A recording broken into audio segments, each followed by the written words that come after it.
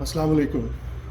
आज मैं बात कर रहा हूँ कि एंग्ज़ायटी में जो फ़िज़िकल सिम्पटम्स होते हैं लाइक पब्लिक स्पीकिंग के वक़्त या किसी इंटरव्यू के दौरान, तो उसके लिए आप क्या कर सकते हैं? देखें, एक तरीका तो ये है जैसे आपके हाथ काँप रहे हैं तो आप टेबल को होल्ड कर लें या जिस कुर्सी पे आप बैठे हैं उसके दोनों आर्म्स को आप पकड़ लें, ताकि वो जो साइकोलॉजिकल एंग्ज़ायटी है, घबराहट है, वो शिफ्ट हो जाए किसी फ़िज़िकल मैटर में। अपने जो दोनों फ़ीट हैं उनको ज़ोर से फ्लोर पे लगाएँ ताकि वो एंग्ज़ायटी ट्रांसफ़र हो उसमें।